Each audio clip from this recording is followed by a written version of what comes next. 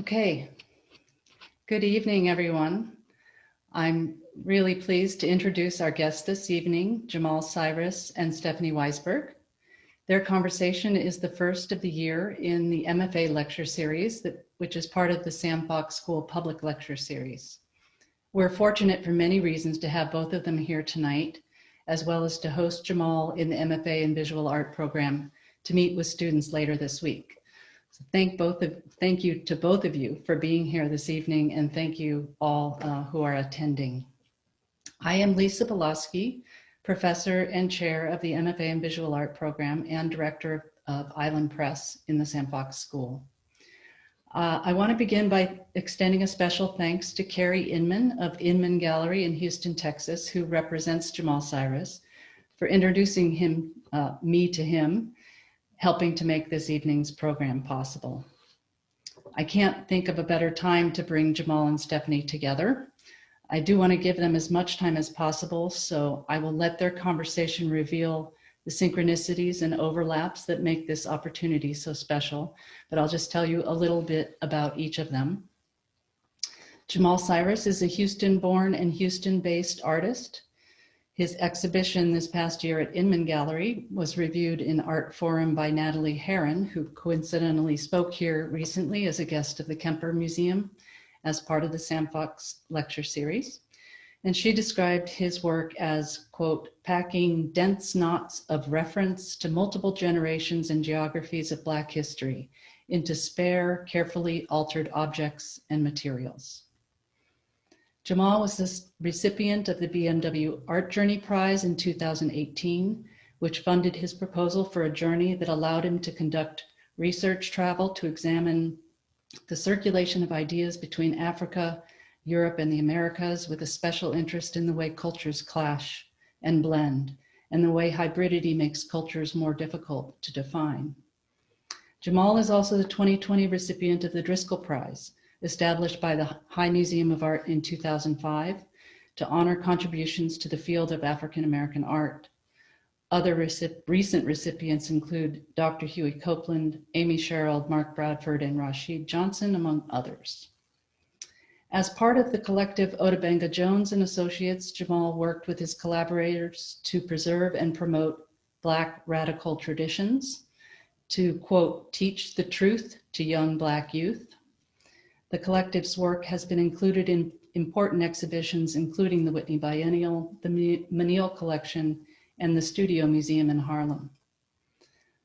Jamal received his BFA from the University of Houston in 2004 and his MFA from the University of Pennsylvania in 2008, where he studied with artist Terry Adkins and was deeply inspired by Adkins' work and mentorship.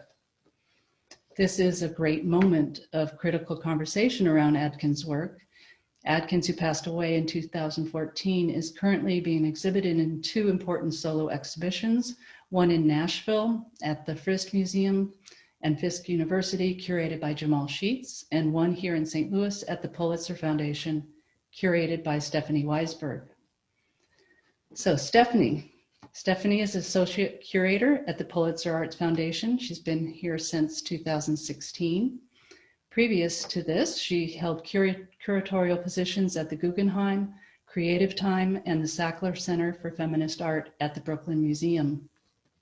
Her research interests include fluxus, contemporary performance art, and feminist theory, and her writing has been featured in a number of publications, and her 2018 catalog, Lola Alvarez Bravo, Picturing Mexico, received recognition from the Association of University Presses.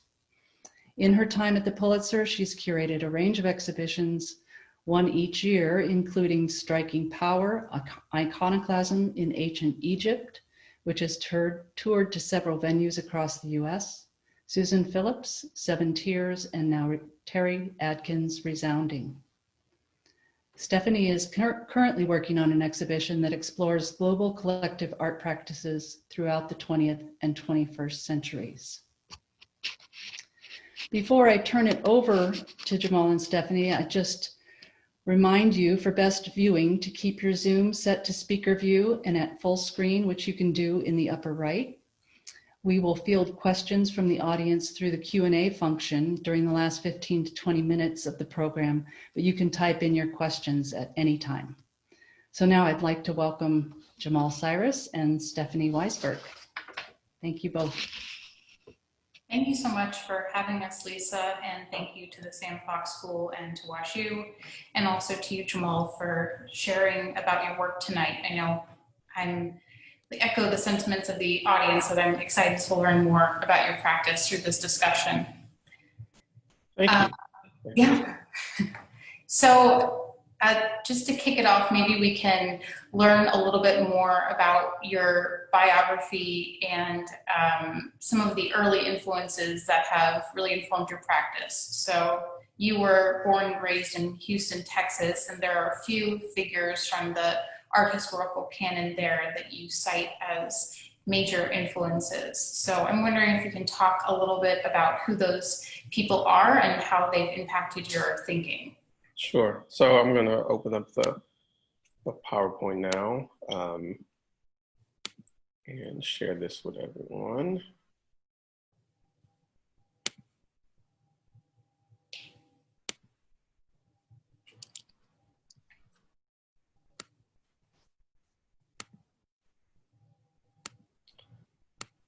Okay, just make sure. Can you see my screen now?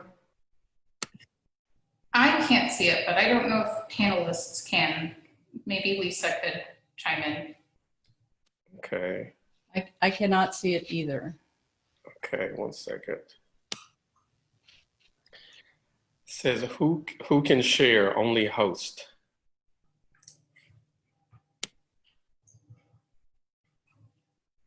Okay.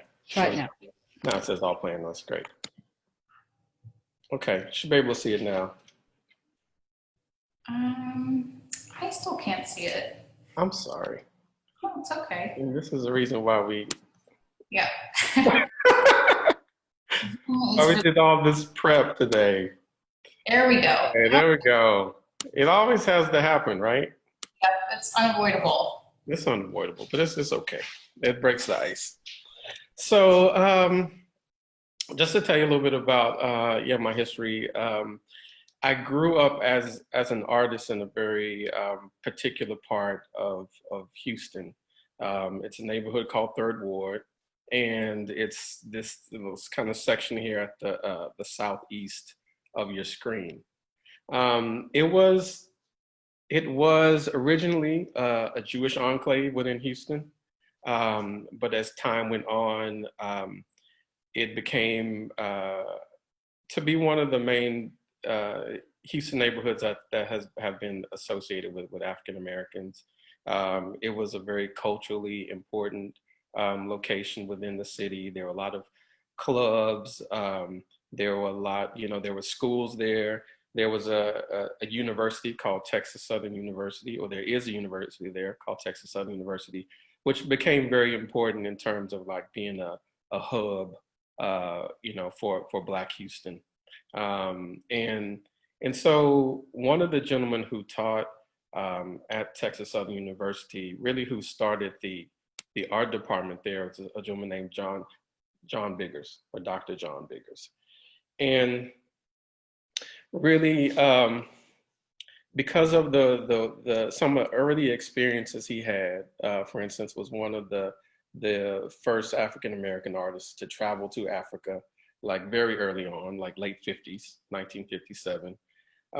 Because of that experience, he brings this information and he brings this awareness of this kind of cultural awareness back to Houston, right? And uses the art department as a place where he, disseminates that, and so has like this really intergenerational influence as a teacher, but also, as an artist in the neighborhood, right? Very often he would do works for free in terms of murals and these kind of public works. And he saw that as being the highest point for him as an artist, right? Very, very influenced by the Mexican muralists and their concept about the power, the socially transformative power of art making and painting. And another person who was a really an important figure. Actually, I'm gonna go here first. Dr. Alvey Ward. So Dr. Alvey Ward is a art historian as well as a curator. Really grew up on the campus of Texas Southern University. Grew up in very close proximity to Dr. Biggers, and also shared his vision, you know, of art making, of the potential of socially transformative potential of art making, and particularly as it applies to the Black community, right? Who he saw as being, this is an interesting term, but he saw African America as being an amputated limb of Africa, right? And an amputated limb which, you know, didn't have much positive information about its source, you know? And so he saw his work as trying to fill that in. And many of the people who came under him also took that as their kind of mission in regards to art making and art history, and Dr. Wardlaw is one of them. And one of the interesting things too about that particular approach is that it was expansive enough to where it did not only have to be applied to traditional painting, drawing, and sculpture, right? And so you have people like Rick Lowe, who also came through the department, who took aspects of Dr. Biggers' vision and applied it to, you know, his sculptural work and kind of, as well as his community building kind of work, and starts to formulate this idea about social sculpture, right? So these, you know, TSU, I was a early student at TSU. I did not graduate from TSU, but some of my very early and most important artistic experiences happened there. And I also grow up on the, you know, in early 20s, grew up at Project Row Houses, you know, and like, well, this is like 1993, 94, somewhere around there. So really got to see that get off the ground, and be very close to some of the people who came through and did installations there. Namely, one of the most profound ones, I think, was a relationship I had with kind of an artist assistant relationship I had with Fred Wilson at the time. So. Thanks, Jamal. And I know, you know, outside of Houston, you encountered, as Lisa mentioned earlier, Terry Adkins, and I can understand in just hearing you talk about John Biggers and some of the ideas that he was putting forth, how if that really impacted you, you and Adkins really made a lot of sense together and would have been kindred artistic spirits. Definitely. I mean, yeah. You know, the funny thing, I have to tell this story because, so the reason why I knew about Terry, and I think I might have told you this before, but like I knew about Terry. A friend of mine, Demetrius Oliver, has spoken very highly of Terry, but he wasn't the reason why I went to Penn. Like I went to Penn because I got a full ride to Penn, and that's why I went there. And so I wasn't aware of how like closely linked we were, right? And so, yeah, I mean, he goes through a HBCU art program, you know, which more than likely had a very similar mandate to the one I went through. You know, was, you know, a musician. I'm not a musician, but I grew up in a very musical family. You know, so yeah, it was coincidental in many ways, but it was a perfect fit for me, and I'm glad I went there. Yeah. And this idea of, you know, this filling in the narratives that have oftentimes been lost, and recovering this act of historical recovery is very much also a part of Adkins' practice. So yeah. I mean, so that's Dr. Warlaw. Okay, so I'll start to talk about the work, but I would probably say like maybe one of the reasons, that idea of filling in is something that kind of has to happen for many Black Americans once they get to a certain place, right? But wanting to know, you then have to enter into a process of like self-education, and because often our institutions fail us in this regard. But I wonder too if it's this thing about growing up in the South, right? And kind of which I can talk a little bit more about later, but yeah. So in terms of, for me, not knowing or needing to find out was, for me, it has positive and it has negative and positive aspects to it. One of the positive aspects to it is that, it creates a freedom for you to be imaginative, for you to, use your imagination, and for you to actually set a kind of an identity for yourself, right? And I think that's particularly important when you talk about, some of the experiences, African Americans have to go through in the United States. This thing about imagination and really creating an identity for themselves, a way of viewing themselves, which is protective, right? And I think that idea about protection we'll see in some of the works. But for me, like that's what the kind of fictional aspect of my work did for me, or does for me. So this is the first, one of the first series that I do that in, and it's called the Pride Record Series. I started it in 2005. Just to try to kind of quickly tell you the story. It is a story about a record label, which is started after the Detroit Rebellion of 1967. And because of its, it started with the intent to educate, politicize, and also entertain urban youth, right? And because of its success in doing this, and in terms of creating a market for itself, it comes under the surveillance of the federal government, namely the FBI, and gets involved in within the counterintelligence program. Okay, what the FBI does to make it difficult for Pride to operate is not to eliminate any of the people within the organization, but to make it difficult for them to distribute their music, right? Which then they have to see the support of a larger company, which is more interested in record sales than it is in content, and therefore that's how they get broken down, or that's how they get neutralized.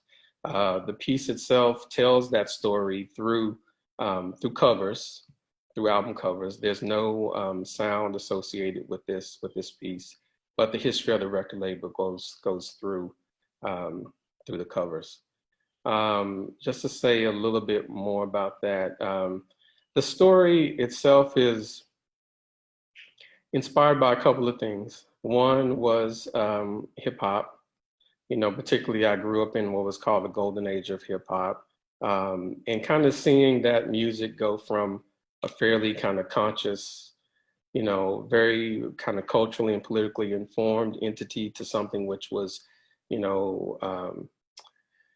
deficient of those things, caused me to want to do something about that. But also the story of the Black Panther Party, as well as the kind of like breakdown of the politics of the Black Panther Party, something that also inspired this series. So I was trying to, I think this was called a transposition, like taking those stories and applying it to this fictional, kind of fictional record label, and then, sharing sharing what I found out about about this other history through that. And some of them are very, so there are 2 sculptures in the series right now. There's one more coming. They're all based off of different forms of record store display. The first one, Tokyo Findings, and this one's called Jerry White's Record Shop. Some of the text within the album covers are references to actual events or references to aspects of Black political thought or Black religious thought.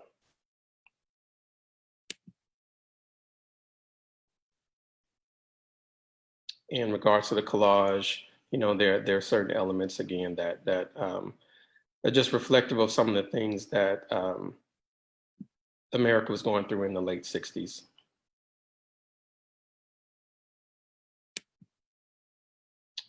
This one in particular is based off of a gentleman named Carl Hampton, who was assassinated by the Houston Police Department in, I believe, 1970. This is a group called the Dowling Street Martyr Brigade. So as I was finding out, you know, I think about my work as this kind of form of self-education, right? And so I was finding out about these different histories. I would put them into the record label, right? So the albums themselves would become a place where I could share this information or use it creatively, right? Use it for my own needs. You know, one thing I find striking about these works is that they are additive and cumulative in almost all respects. You know, it's this idea of this collecting records, of building history, and collage is such an additive process. Mm-hmm. And then there are other works in which you start with, you know, this work is a fictionalized narrative that relates to a real social history in the US. There are other works in which you start with a non-fictionalized source material and you explore that through removal and erasure and redaction. And I'm wondering if you can talk about those works, maybe interagency and the way that it kicked off a mode of thinking or practice for you in which you're sort of reverse engineering some of the exploration of a historical figure through erasure rather than through accumulation. Mm-hmm, mm-hmm. So this is a piece called Interagency. And as I was doing the research for Pride Records, particularly, you know, about the history of the Black Panther Party, I started to come into contact with these redacted FBI memorandums.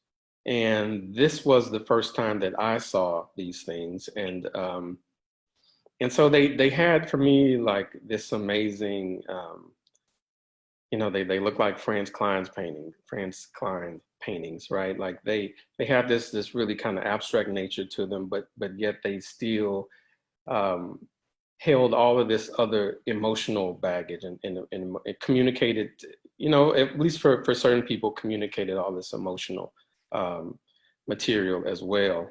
And so I sat on them for a little while and eventually I figured out how I wanted to use them.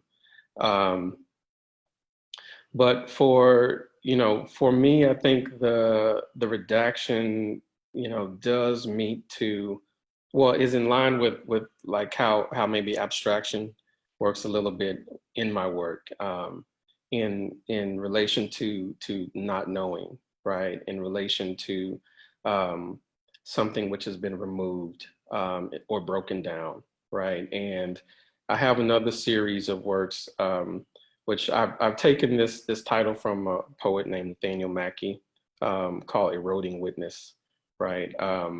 But thinking about the erosion of a certain type of consciousness, certain type of political consciousness within Black America, right? And maybe we're seeing a resurgence of that right now because of some of the things that happened last summer, but for a long time it seems as if that was really on the wane.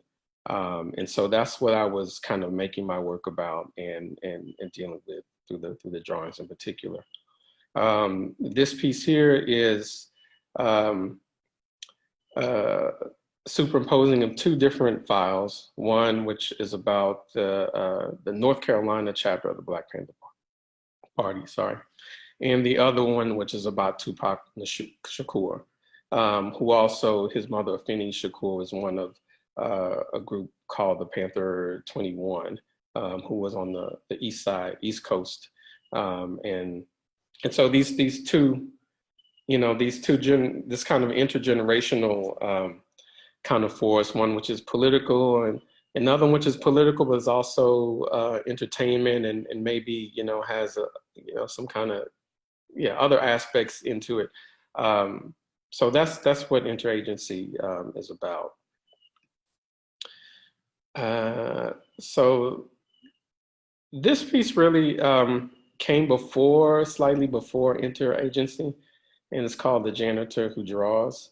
And so the large graphite drawings were all made with graphite powder.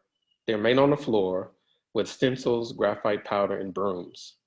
And that idea I mainly get from this painting by a gentleman named Palmer Hayden called The Janitor Who Paints.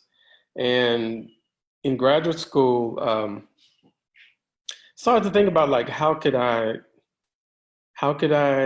do some work about this painting? And as I was kind of thinking about this, I also heard this story about this woman who had been a early R&B singer who,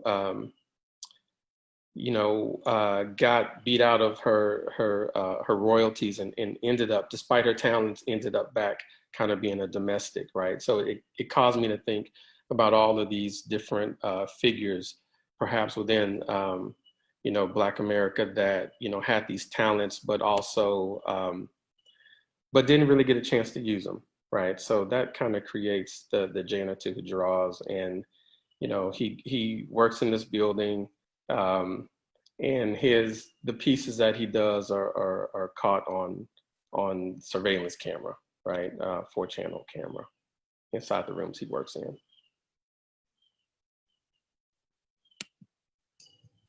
And I know it's unbelievable how quickly the time flies by.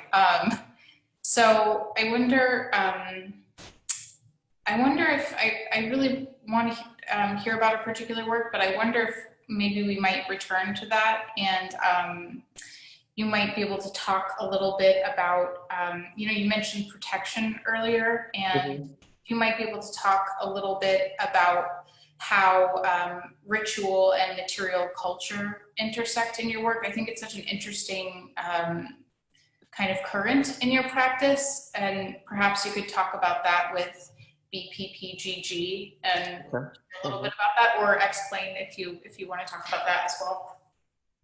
Yeah, well, I think BPPGG is probably a little bit clearer. So this is a work called BPPGG.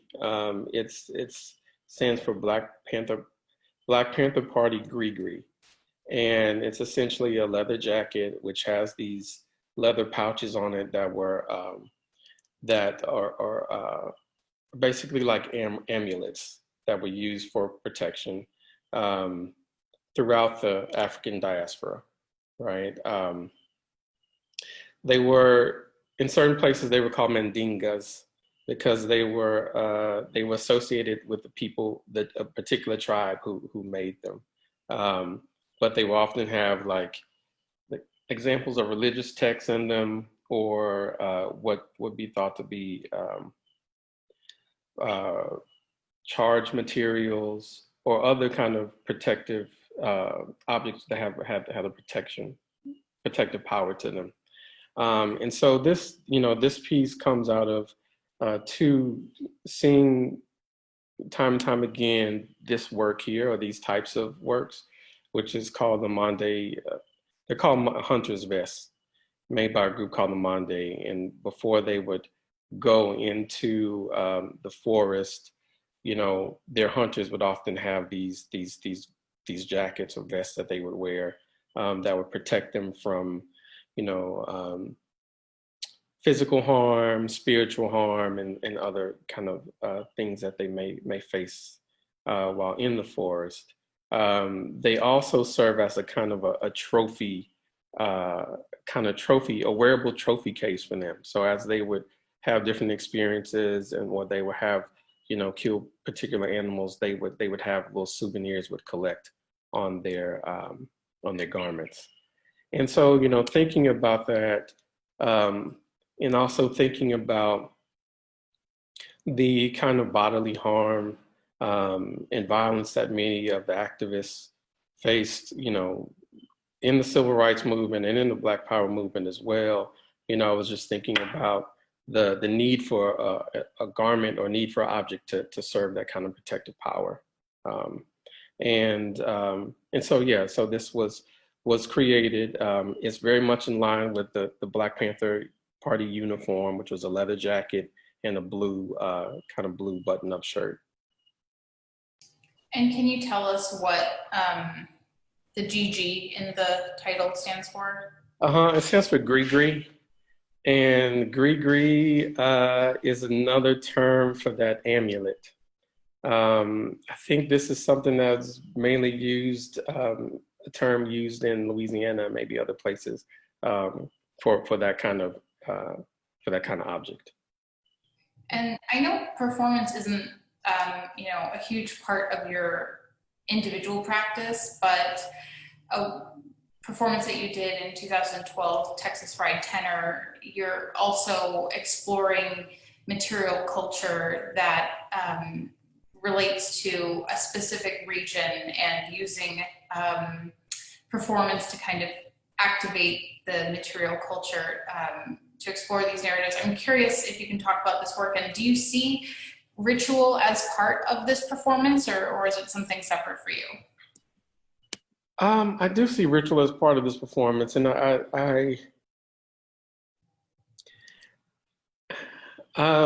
think within my work, I do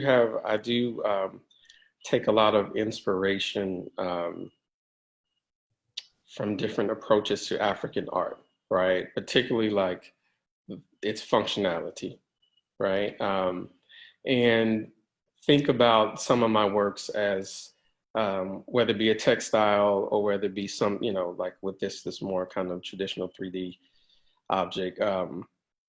Thinking about them having kind of a functionality to them, well, just like you just saw with BPPGG. And so, yeah, for me, I think the idea about a ritual is also that part where, you're trying to bridge the unknown, right? Or trying to make sense of the unknown, or like, yeah, trying to link those two different worlds, right? So, yeah, so I would say ritual does have an important part in my work, whether it gets played out or not.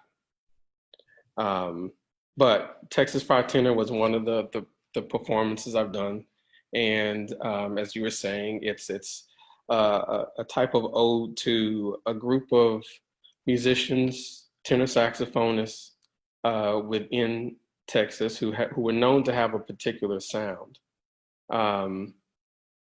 This is the sculpture installed, but there are many of them, and they were known to have like a very kind of bold, big, wide, kind of soulful sound, and it could be used for like R&B, it could be used for jazz, it could be used for soul music, etc. And so I was trying to make a commemoration of that group and trying to deal with their contribution. And I was thinking about the idea of soul through food. That earlier image of Richard Serra doing the splash piece was actually one of the big influences to do this work as well.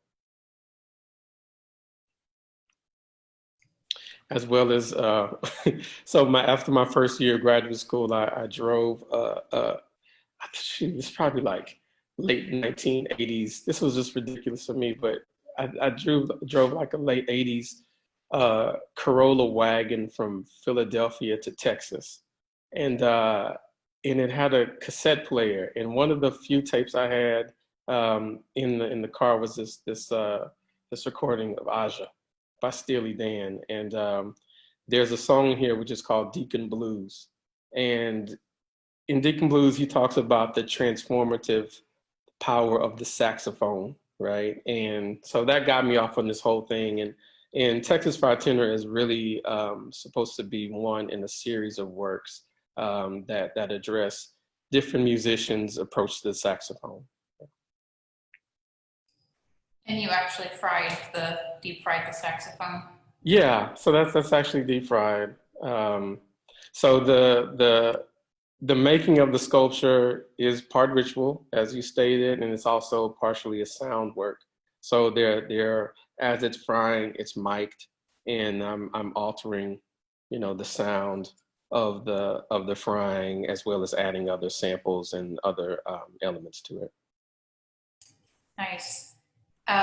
So I know we're running out of time, but I want to ask you about one more work before we wrap up, just because it relates to a lot of what we've been talking about.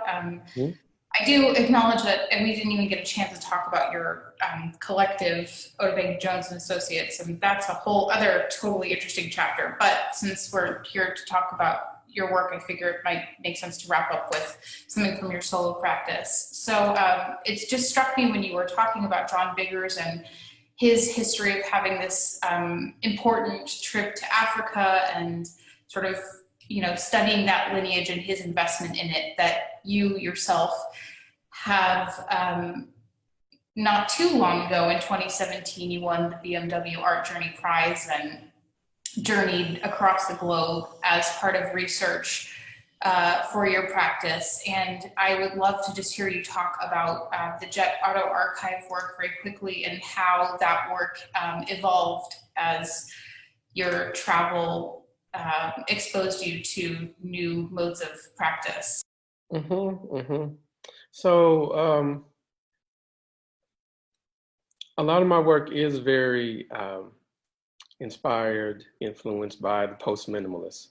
And the reason being is I started upon this idea in graduate school of wanting to tap into certain aspects of performance within my work, right? But not always wanting for that to be visible, but for there to be a layer of energy in the work that related to that, right? That could be the culmination of a performance or like this physical activity. And I think it also has to go back to the thing about accumulation. But so these works come out of that, but they also come out of some ideas I had about Jet Magazine and its history. If, for the people who know a little bit about Jet Magazine, this was the place where Mamie Till published or had published the open casket photographs of her son Emmett Till. And because of that, this whole generation of activists are basically, turned on, activated, and want to give their lives to this movement. And in thinking about Jet Magazine as that being one of the not where it starts, but being one of the early kind of like highlights of the magazine, and seeing where it would later get to, I started to have this kind of like love-hate relationship with Jet Magazine. And I had these magazines that somebody had given me, kept them in the studio for a long time, and didn't know what to do with them. And so I eventually just started to thinking again about Richard Serra's Verbalist. I started to tear them apart. Okay, and they started off really just out of just haywire.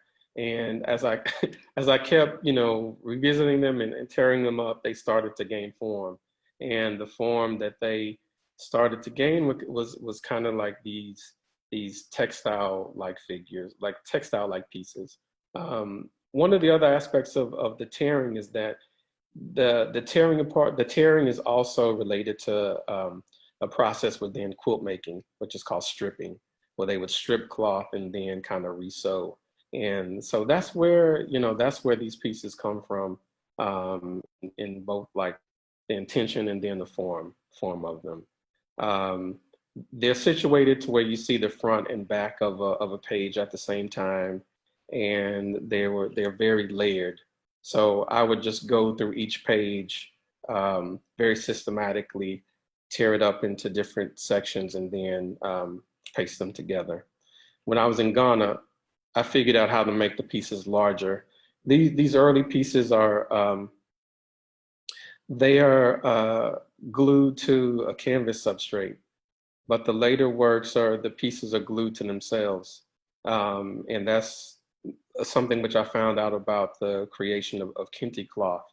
Kente cloth is made in little strips that are then sewn to themselves, right? So, there's this kind of really nice, for me, nice coincidence about that in terms of relating to the history of textiles visually, but then also in terms of how they were made.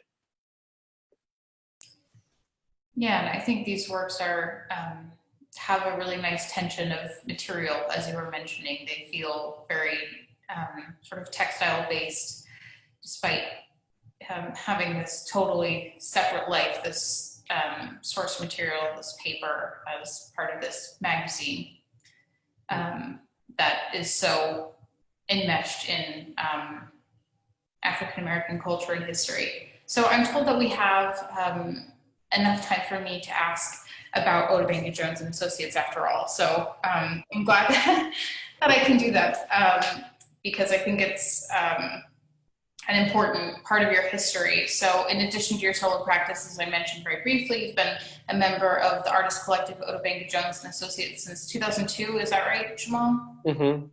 We're no longer together, but yeah, since 2002. Okay, and so I'm curious about how some of, coming full circle, some of these ideas and philosophies that you talked about at the beginning that have really informed your practice and thinking about the social possibility of art making. How does this play out differently in your work with Otabenga Jones and Associates versus your solo practice? Mm-hmm, mm-hmm.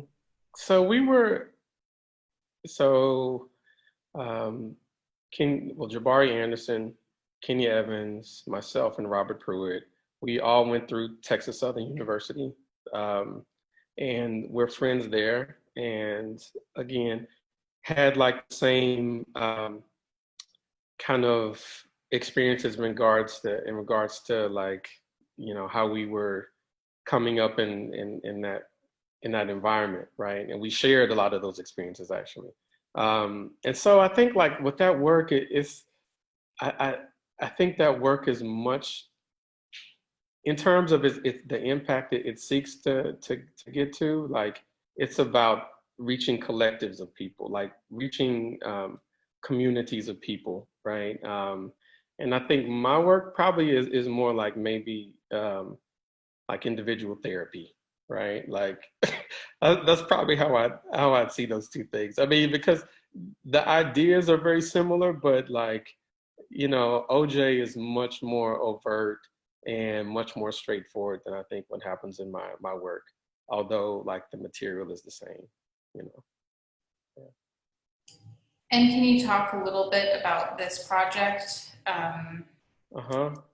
Yeah, so this was a part of an exhibition called Funk, God, Jazz, and Medicine, Black Radical Brooklyn. And what we were trying to do is to create a version of site-specific radio, right?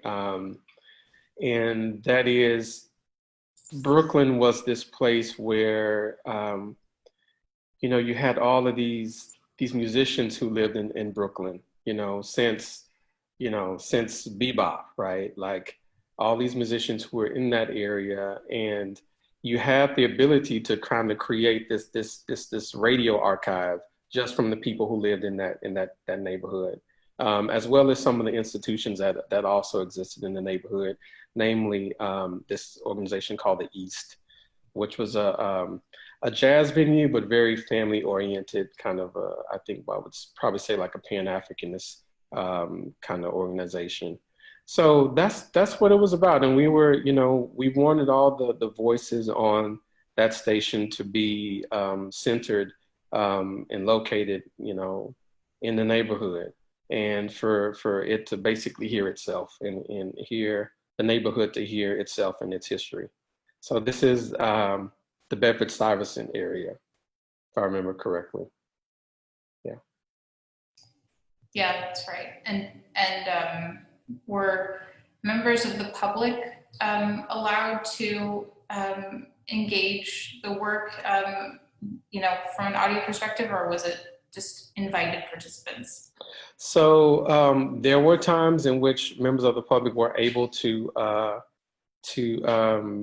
so it was really a well organized, like in terms of scheduling, like programming, highly organized. Creative Time did a great job with that, actually. It was difficult for us to get to that level anytime afterwards, but yeah, it was. There was a program within the schedule that did just allow people from off the street to come and get on the mic and talk. It was a mixture of pre-recorded material, live material, as well as performance. Nice. Well, thanks, Jamal. I'm gonna let Lisa. Lisa, do you want to field the or announce the questions, or do you want me to do that? Sure, I can do that. Hi, that was wonderful. Like, just a really great overview with really nice deep dives into individual works and your practice. Thank you. Well, there's a quick question maybe about where the name Otabenga Jones and Associates comes from. Tell us who Otabenga was. So Otabenga was a Twa bushman who ended up in the World's Fair in the United States, and I think this is like early 20th century. I'm getting my dates are, but then eventually ended up in the Bronx Zoo. I think he was in the St. Louis World's Fair too. Oh, it was in St. Louis. Oh, wow. Yeah, was in the St. Louis World's Fair. And so, you know, starts to symbolize this this kind of history of fascination with world cultures, but also the degradation of world culture, you know, of the people who are representative of that culture. And so, you know, that's what that's who we took it from. The and Associates part, we wanted to make it seem like it was like a law firm. So the idea is that, and this goes back to the thing about fictionalization, like the idea is that the four members worked under the tutelage of this man named Otabenga Jones.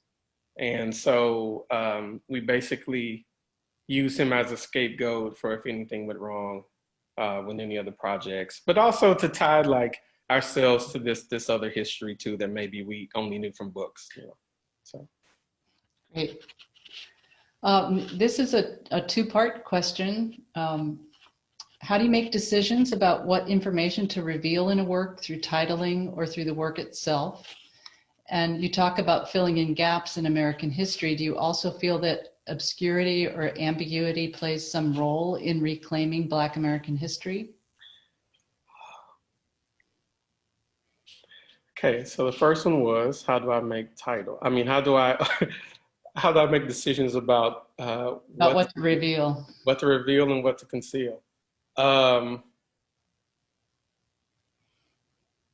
So I don't, although we just went through all this work, like I don't work really fast. And honestly, like I believe in this thing that Terry would talk about called potential disclosure, right? So I kind of, but I wouldn't apply it to material, but I just kind of sit with it, with an idea. I kind of roll around an idea in my head or in my hands, even like if it's the material, until I'm kind of sure what I want to do with it, right? So I think I think one of the important things is just to give yourself time, right? So I don't have any formula about like how I do that. I just kind of give myself time and kind of make my work for my own taste, you know? So I don't know if that answers the question. But the other one about things to conceal, I do think that plays a big part in it. So there's a saying, and allegedly Billie Holiday said it. She said, "If you can't be free, be a mystery."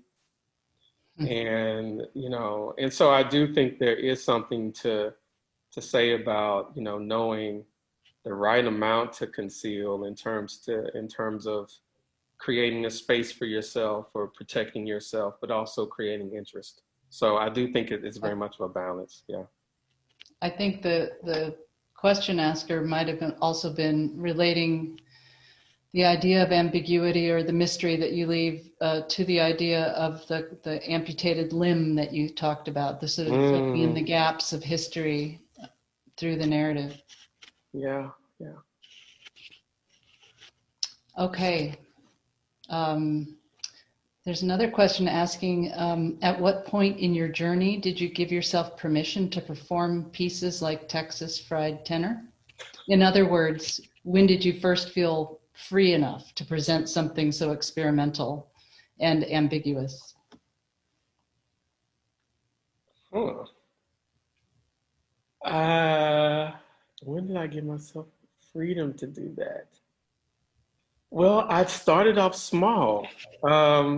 Honestly, like, so we looked at that piece, Splash piece by Richard Serra, and within that piece, you know, there's this, I don't know if it's mythology or whatever, but, you know, that piece was about his dad and what his dad, the work that his dad did, right? And he's then channeling that into his own artistic practice. So the fried pieces, and it wasn't just one fried piece, but the fried pieces were about my dad's, you know, my dad's kind of job history as a short order cook, you know, that he told me like right after high school, he used to be a short order cook. And so it was something about that I wanted to deal with, but also about like, you know, frying, the sound of frying, and also the patina that's created from, you know, fried things that also was I know it sounds weird, but attracted to sculpturally, right? And yeah, so so it was a gradual thing. Like you know, the first things that I started frying were like, and this adds back to the thing about fictionalization, like, which I think is me creating scenarios in my mind for pieces has really helped me to, I think, stretch. And so one of the first things, and this is gonna sound weird, maybe not as weird as Texas Fried Tender, but like one of the first things that I fried was an axe, okay? And it was a little hatchet basically. And I fried that with the idea of, I was hearing these things about, you know, people trying to smuggle things into prisons. Oh. You know, and people would like embed stuff into a book, or people embed stuff into a cake. And so I just thought about frying an axe, and a hatchet rather. And the piece was called Drumstick. And yeah, I'm thinking about that. So anyway, that was the early parts of it. Now, I think like some of the kind of surrealist aspects, absurd aspects of my work, I think deal with kind of growing up in Houston and going to the Menil Collection a lot. And yeah, and just really being interested in those objects and like wanting to see objects like that from my own cultural perspective, right? So maybe that's the best answer, I don't know, but. Yeah. Great. Well, as we get close to the end of the hour, I wanted to see if Stephanie had anything left she wanted to ask you. Yeah, that's a good question. I mean, I'm trying to think of something that would be fast enough to ask you in just a moment. I'm just looking also at what Khalil is asking here, just because sorry,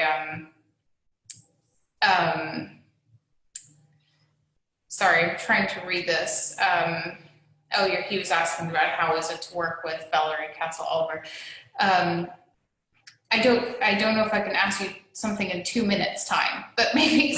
I'll try. I know I ramble a little bit, but.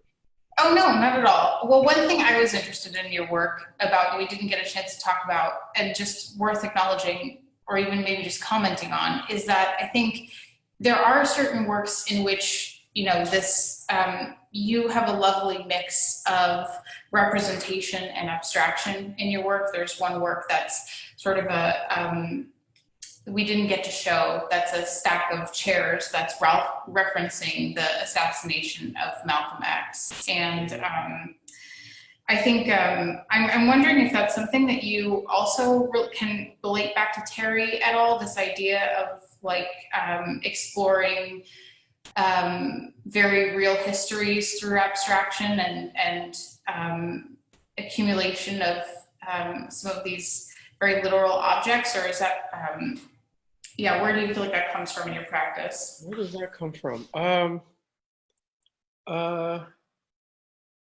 So in regard to the image aspect, the representational aspect, my undergraduate degree is in photography. And so, so I have like this thing of, you know, looking at images and collecting images as you see through the record pieces, but also at one point just becoming, I think it just has to deal with, you know, maybe the museums here and like, you know, the stuff I was being exposed to, becoming really interested in sculpture. And I guess, well, I would say like the communicative aspects or expressive aspects of material, right? And what, you know, what on an intrinsic level, just what it could hold and what it could communicate. And so the thing with, I think with, that's one of the things that I try to get at in the work, I think through abstraction. Oh. Jamal's lights go out when he doesn't move for 30 minutes. Sorry about that. But also I think that may also have to deal with photography, maybe being the basis of even some of the sculptural works, you know, and how, you know, how I then try to take that 2D and then move them into objects. But yeah, that's slightly a hard question for me to answer, like exactly how it happens. But I do think photography and collecting images is one of the starting points for my work, right? And then as well as kind of trusting in particular materials, because I always just use very simple processes in terms of like how I work with a material, right? Just tear, paste, you know, build. But for me, that idea, again, about accumulation is very important as well, because it allows me to spend time with these things and for them to start to chart their own path, you know. So. Well, I'm glad I asked that overly complex question in the last minute, if only because it revealed some important aspects of the foundation of your practice that we didn't get to touch upon earlier on. Yeah, thank you. Yeah, that's great. You got down to the nitty gritty of how you do things. Yeah. So thank you both so much. I'm sorry we're out of time. I'm sorry we didn't get to all of our questions. To all of our attendees, I will pass on the questions to Jamal, and maybe there's some way we can get the answers to you. Okay. Also, this event has been recorded and will be available on Facebook and on the Sandbox website. So again, thank you both so much, Jamal and Stephanie. It's been a pleasure this evening. You're welcome. I have had a great time, and thank you for inviting me to talk. We'll see you Friday for studio visits. Yeah, I'll see you on Friday. Thank you everyone for coming. Good night. Good night. Bye.